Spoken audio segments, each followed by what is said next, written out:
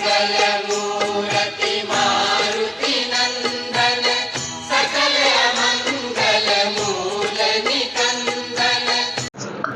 Hello दोस्तों, नमस्कार। आप देख रहे हो लॉ IQ चैनल और आज आप स्क्रीन पर देख पा रहे होंगे बहुत ही एक अच्छा आपके लिए एक टॉपिक लेकर आए हैं जो सभी आम आदमियों के लिए भी इम्पोर्टेंट है, लॉ स्टूडेंट के लिए भी इम्पोर्टेंट है और एडवोकेट के लिए भी।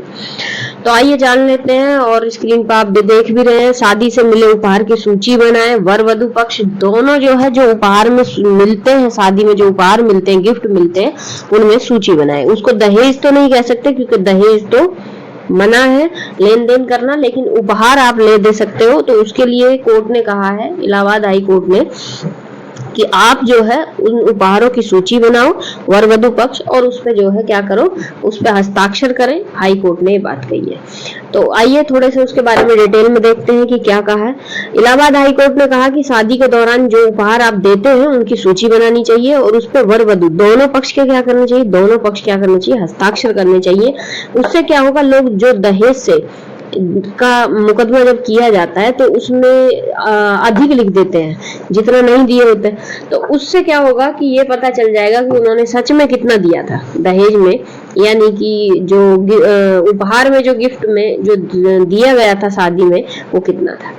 उसके बाद में जस्टिस विक्रम डी चौहान ने और अंकित सिंह ने क्या किया, अन्य की ओर से क्या है दायर किए गए, अंकित सिंह और अन्य की ओर से दायर की गई याचिका में, जिसको इलाहाबाद हाई कोर्ट के जस्टिस विक्रम डी चौहान जो है उनको सुन रहे थे।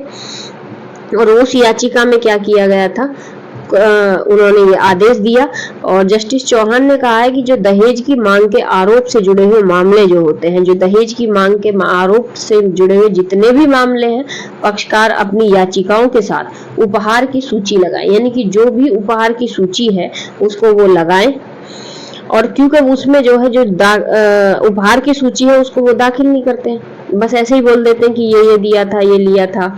ऐसे में जो दहेज प्रतिषेध अधिनियम है वो लागू करने की जरूरत है ताकि लोगों को निरर्थक मुकदमेबाजी से बच सके। न्यायालय ने राज्य सरकार से पूछा है कि क्या उसने दहेज प्रतिषेध अधिनियम के अंतर्गत कोई नियम बनाया है, यदि नहीं तो विचार करे उस पे।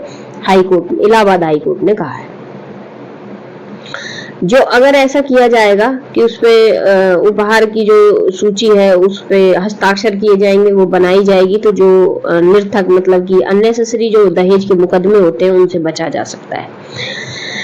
और जो शादी में उपहार देने का रिवाज है, अब दहेज तो मना है तो उपहार देना तो चल सकता है। सुनवाई के दौरान अदालत ने कहा कि विधायिका में अपने विवेक से अपवाद बनाया है। उन्होंने अपने विवेक से एक अपवाद बना दिया कि विवाह के समय दूल्हा दुल्हन क्या कर सकते हैं, उपहार को दहेज निषेध अधिनियम की धारा 3 के अंतर्गत दहेज नहीं माना जाएगा, यानी कि जो उपहार है उनको दहेज नहीं माना जाता है दहेज प्रतिषेध अधिनियम की धारा 3 के अंतर्गत। साथ ही उन्होंने कहा कि दहेज निषेध नियम 1985 में एक नियम यह है कि वर वधु को मिलने वाले उपहार की सूची बनानी चाहिए, और उसमें यह भी नियम है कि जो वर वधु है उनको जो भी उपहार आपस में लेन देन होते हैं उनकी उन्हें सूची बनानी चाहिए। तो दोस्तों, घर में, परिवार में, रिश्तेदारी में, आपकी जानकारी में जब भी कभी कोई शादी हो तो उसमें जो उपहार दिए जाएं उसकी सूची बनाई जाए, यानी कि उसकी एक लिस्ट बनाई जाए। आप ये करा सकते हैं और उस पे जो है वर वधु दोनों के हस्ताक्षर करवा सकते हैं, ताकि भविष्य में होने वाले किसी भी मुकदमे, जो निरर्थक मुकदमा होता है, जो दहेज दिया नहीं होता और फिर भी लोग लिख देते हैं, उससे बचा जा सकता है। धन्यवाद। अगर आपको वीडियो पसंद आती है तो आप इसको लाइक भी करें और दोस्तों को शेयर भी करें और